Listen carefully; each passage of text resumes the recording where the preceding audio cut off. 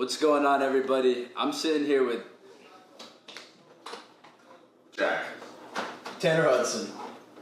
What was his last name? Jack Grusheski. There we go, you got it right. Tanner Hudson. So today, guys, you two both came from the solar world, but you guys are in two complete different positions, right? Mm-hmm. Can you kind of talk about what you did beforehand, and then same thing for you? So I was managing a team with my buddy Juan Diaz, and that was a lot. I mean, you had to worry about housing every month, rental cars. You had to know about how many sales you had to make in order to not go into debt at the end of the month, in order to cover that travel expense. And then after that is when you would make your overrides. So you had to worry about all that. You had to worry about area management. People like him burn through their hood. It's like, I need more doors. And you have to draw him out of a new area, pick him up from his last hood, drive him over there, a bunch of little things. Then you had to go in and still close deals and get solar panels installed on the roof. So you're doing the whole show, managing and selling. Yeah, definitely had a lot of help, but it is a lot. Yes, sir. And then you, Tanner, what was your position? So I was essentially just setting appointments for most of my solar career, just like you saying, signing a hood to a neighborhood. You get dropped off in there by yourself for 2-3 days, depending on how fast you were working. But yeah, essentially just going out there, cold knocking on doors, essentially being like, half the people got to sell them on the idea of solar just to sit down for an appointment, and then past that, like, my job was done, and then I would just have to rely on someone like Jack or anyone else on the team to go and close the deals. Absolutely. And what I think is the most beautiful thing about this business is that it's like a level playing field, right? So you both came in, were in two different positions. Tanner, you weren't even a closer technically. No. And you were able to come into here. You, if you don't mind me sharing, like you cracked 6 figures in sales, right? Yeah. You made over $150,000. Mm-hmm. You've never cracked 6 figures. No, sir. But what's crazy for those that are listening, what did you make last year as a setter? For the setters out there listening, this is going to be a learning experience. Yeah, so granted my pull-through rate was horrendously bad.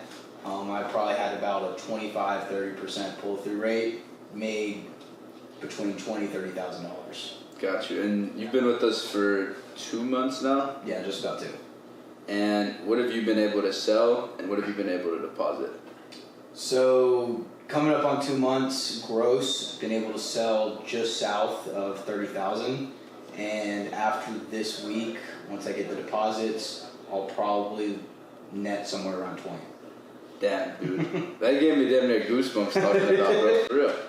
So for those of you that are listening, if your old leader, someone had you setting appointments and didn't have you closing, I wouldn't say necessarily it's a skill set thing, but it's more of like a hard work and discipline kind of thing. Because, like, again, none of you had any insurance experience whatsoever. You had some sales experience, but like you were in a completely new industry. And I think that's why you guys have seen success quick, is because you're disciplined, you understand sales is a numbers game, and you're coachable. And I think that's how you were able to make, your damn near last year's income within 2 months here, And that's how you're gonna crack that 6 figures a month, within your first year here. And you guys still don't even know what you're doing. You know what I mean? And that's the funny part. What's something I guess, like, you've taken for granted, because how long were you in solar for, Jack, or sales? Like 3.5 years in solar. What's something that you took for granted that you've probably realized in the last week, selling with us? Took for granted as in? Just in life or anything in general. Oh, in life. I guess. What are you trying to ask? Let's cut. Dude, so like before I got into this, like something I took for granted was just free time, like being on my own time. Like having to ask for a day off work if I had to go somewhere, like if I had an appointment or go somewhere with my mom, or just being able to essentially be my own boss. Doesn't mean like I'm fucking off the whole time, but like I've always been a hard worker. Like I've always worked 70, 80 hours a week. But before this, I was at a pizza place and a car dealership and working during college. and I wasn't making no more than 25 grand a year. I still work that 70, 80 hours a week here, but I don't have to report to anybody, and I have like that flexibility, freedom on my own time. I got you. I mean, with solar, we were doing the blitz model. So we were flying out across the whole country to California for 10 work days and 2 travel days. So 12 days out of the month, you are away from your house, away from your friends, away from your girlfriend, to 12 months to work there, and then you have that 12-day span, 10 really, to make a whole month's income. And then you flew back. And that travel, I mean, it does wear on you. Over the years, it does get hard. And you can get a schedule, but it's always a little bit weird. So with this, I love the fact that I can wake up, go to the gym, and I know exactly when I'm going to start dialing. And then if I'm hot, I can keep rolling, but I also have that same cutoff time at night where I know, like, okay, work's done.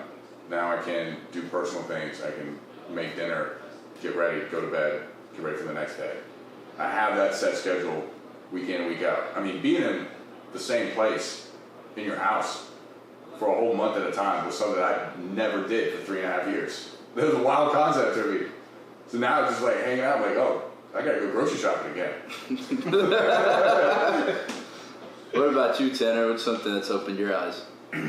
I'd say honestly, it kind of just falls on with the same thing. I mean, the biggest, I don't want to call it a struggle, but something that just I didn't love with solar is that the schedules were already predetermined, so you knew when you were going to be gone, but you would still miss out on plenty of things back home, whether it was like a family event, graduation, holiday, anything like that.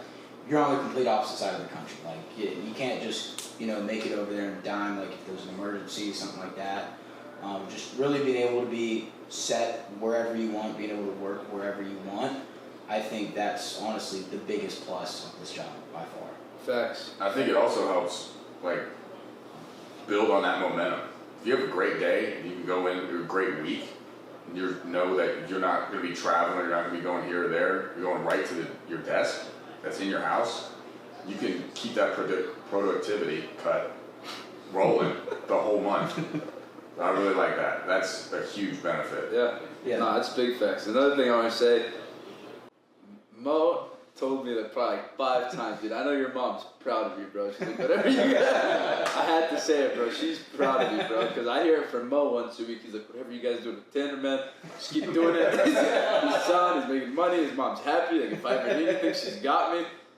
But just like hearing stuff like that, it's just like, it validates the system even more, man. Like the proof of concept. Like, I was talking about it with one. It was like, dude, coming into this, like, all the fears you guys thought. Because, like, this wasn't your first rodeo together, but it's like when you're going into something new, it's like, dude, it's uncomfortable, when you're not used to it, you know what I mean? And change is different, but like we have the scripts, the trainings where you can just plug into it. And you guys have never worked with leads before, right? It's always just been. That's not even close. We were knocking his cold. Nah, I knew you guys were good with them, Jack. So I first met with them at the convention, right? I'm like, yeah, guys, so, like, the no-show rate, it's going to be, like, 50%. Like, they're going to just tell you, fuck off, like, right off the bat, it's okay. Like, 20, 30%, like, they're going to buy no matter what. They just need it. The other 20, 30%, like, it's up to you to guide and ask them. And, dude, these guys were relieved, bro. They're like, oh. They're like, dude, we're coming from, like, a 95% fuck off ratio. I was like, we're good. And then I had, like, a lead call me that night, too, and, I went through a whole presentation in front of them. They were like, what the? It's like a whole different world.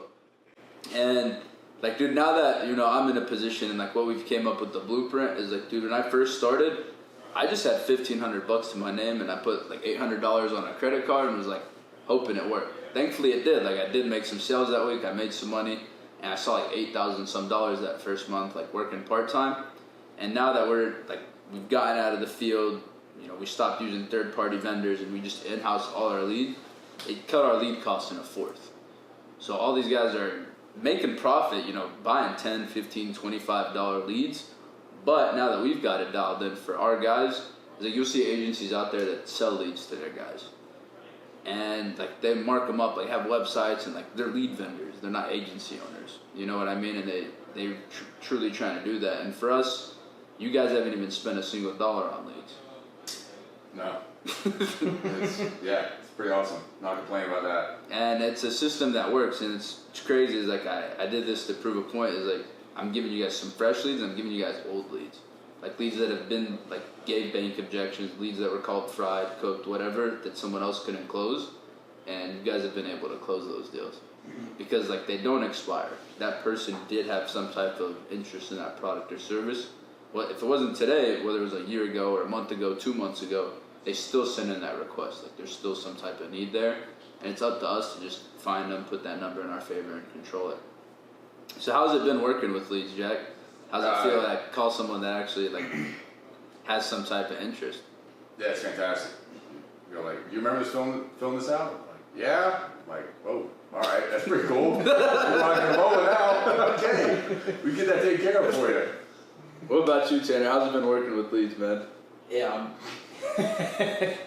it's been awesome, man. I mean, everyone in door to door knows, like, you're going as cold as it gets out there, and especially with solar, like, half the time you're selling them on the idea of the entire product, and with this, it's like just the biggest change because for one, they're reaching out to get contacted from you, and for two, it's life insurance. You know, it's been around forever. Everybody knows it's legit. Everybody knows it works. And so the product itself is a no-brainer on how to sell it. You kind of just gotta find the right person and, like, you know, pick out their exact needs. Yeah. If there's no why, there's no but. Yeah. Straight up. Another thing I wanted to mention was, like, while working those leads is they don't expire, bro. So all those leads you guys got, like, if you've called them 4, 5, 6 times, like, dude, if you hit them in a week, in a month, like, they're still going to be there. You know, like, they might have gotten something, filled something out, or someone else might have helped them. But I guarantee you there's someone in there that's waiting for someone to call them. Mm-hmm. Straight up. What is, throw you guys off, what's the worst experience you had in solar? And then I want to compare it to, like, the worst, I don't know, I might not have enough time, but, like, what's the worst experience? Oh, this could be a long one. Yeah. Short and sweet, you don't gotta be crazy. I'll tell you, like, a big difference between, like, virtual sales and in-home is I sold this one guy, and he was fantastic. He was the coolest dude I met in probably that whole year. And then he contacted me, and he's like, I have my sister says she wants solar, and she lives with her 2 sons. But they live like 2 hours away. And they sent me their electricity bill, and it was a fat one. I was like drooling looking at it. It was like, referral alert, late, it's easy. So I drove 2 hours to that house, and the 2 sons were, I mean, they were just the worst people you could possibly imagine. They torpedoed the entire appointment the whole time. The owner of the house, the sister, loved solar, wanted it. I was probably cutting their bill almost in half. The 2 sons completely torpedoed it. So then I spent, like, it was a long, I was like 3 hours at their house. And then I had to leave with my tail tucked between my legs, 2 hours back to our Airbnb where we were staying at. And that was the whole day. So that was like, I just sacrificed one day out of that 10-day blitz. Damn. To just do nothing. If it was on the phone, that's just a hang up. Boom, on to the next one. So that's a huge difference. I remember being real pissed. Damn. Driving back. Dude, if it makes you feel better, when we were in person, dude, it was like a cursed day or something, bro. I don't know what it was like my first month in, bro, and, like, I literally didn't know what to do. Like, I called Zach, bro. Like, I never called Zach. Like, I was like, dude, what do I do? Like, he was like, I'm sorry, man. So, like, dude, I drive, like, it was like something Jordan Road, bro, and, like, there was 2 of them. There was one in Nicholasville and one in Georgetown. I was like, fuck. And so I go to the one in Georgetown, bro, like, I'm knocking. The dude answers the ring doorbell, and, like, I was there for a lady. I'm like, yeah, I'm here for Miss Bob. He's like, yeah, we'll be there in 5 minutes. I'm like, oh, perfect. Like, you know, he's better pull up. Dude, next thing you know, like, the cops roll up. And I'm like, dude, what the hell? He's like, yeah, man, some guy said you were here, like, knocking, like, playing with them, this and that. And I was like, dude, like, here's the lead sheet. Like, I booked an appointment with this person. I don't know what you're talking about. Like, some crazy CEO, he's like, yeah, man, my ex took custody. Like, she's been messing with me. Like, I thought she sent you out here to get me. Like, some crazy dude, bro. And so I'm like, whatever, dude. Leave there. And then, bro, I drive 30 minutes back to Lexington. It's like these, like, kind of treacherous apartments. And, bro, I'm knocking on this dude's door. his like roommate or something lets me in. He's like, yeah, he's in the back. And like I'm like, all right, cool. It's just like kind of weird split up house, dude. I walk in there and it's like a naked old man watching porn, and I'm like, what? The fuck? And I'm like, what the fuck? Like, I was sick, bro. Like I literally just looked at him, bro. I didn't know to grab my gun or to walk out to scream. Like I didn't know what the fuck to do. I just like froze and just turned around and left. I literally was like, what the fuck, dude? I was like, what's wrong with you? He's like, I thought you were a different appointment. Just get warmed up. And bro, I remember walking, it was like a walk of shame in my car, bro, and I was like, I called Zach Twardowski, man, and I was like, dude, like, this just happened, I don't know what to do. He's like, yeah, I'm sorry, man, that sucks, like, you got any other appointments? I was like, yeah. He's like, good luck, dude. It's like, you know, That's all you get. And this is like, fuck, dude, and it was like, I'm so glad I went through that, bro, and like, I went through the trenches, I like, went in person, got the door slammed on my face, been told, get out of my house. And like, dude, it makes me realize how blessed the guys are now with the virtual sales that never did it in person.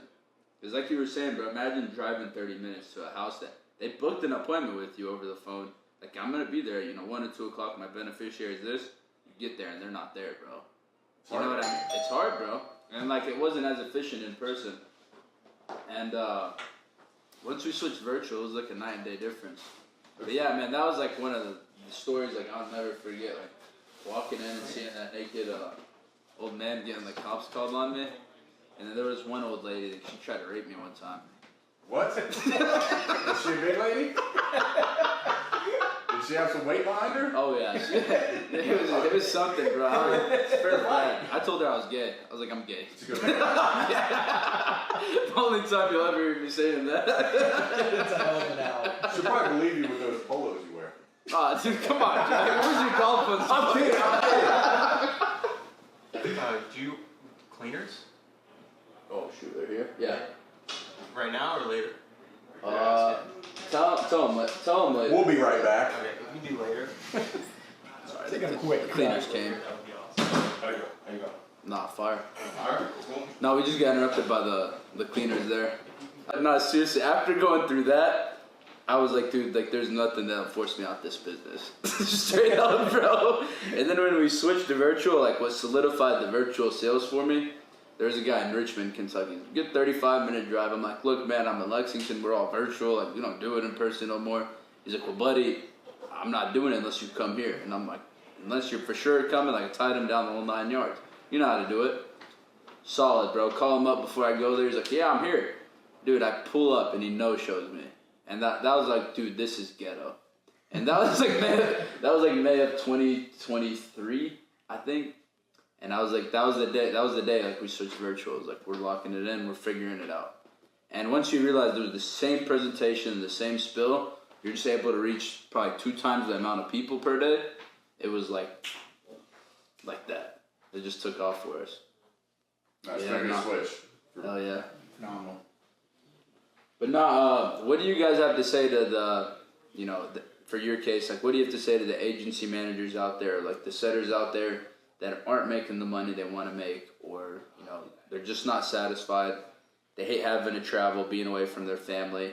They were told they're not a closer, and they just are scared to reach out, or, they went through the same fears you guys kind of did. What do you have to say to that person, and how can they get in contact with you? I mean, there are other options besides knocking doors to make good money. You can do it through virtual. It is possible. It's awesome. Wi-Fi money. Yeah, for real. Internet money. Yeah. What about you, Tanner? What do you got to tell the folks? To all the setters and door to door. Yeah. What you got for them? Specifically for the setters on door to door. I know you don't like doing it. I know you wish you were getting paid more. And I know you're wishing there's a better opportunity out there. And there is. You can sit at your own home. You don't got to be out there in the elements talking to old guys who hate to see you. You can talk to hundreds of people at your own home, at your own will, and make a hell of a lot more money doing it. Only half of them wanted you. Yeah. Well, I mean, if you're in door to door for any extended period of time, you obviously have a good work ethic, because otherwise you would have been fired. you know how to memorize a script because you say it to every single door. So you have work ethic and you understand how to memorize a script. That's all it takes to be successful in this. That's it. Work ethic, memorize a script, you say it, and all of a sudden money enters your bank account. It's this crazy thing. It's pretty cool. It's crazy work. Yeah. It is. It's fake, it's fake, it's fake. Deposit, it's real. And for those of you that listen to the very end of this, obviously, like, they were intrigued, interested. Just so you know, there's not, no third party or installers or contractors that pay you. Like, I'm not writing a check out to these guys or anything like that. These guys simply call a lead. They quote them a product with the insurance carrier that's been around since the early 1900s. They get them approved. That insurance company is going to pay them directly. Just so you guys are aware, there's no middleman. You eat what you kill here. How can these guys find you and get in contact with you? Probably Instagram would be the easiest. You gonna drop your app? Yeah. It's Jack Grusheski, spelled just like it sounds. I'm just kidding. It's JACKGRUSHE. They can hear me when you're laughing. SKI.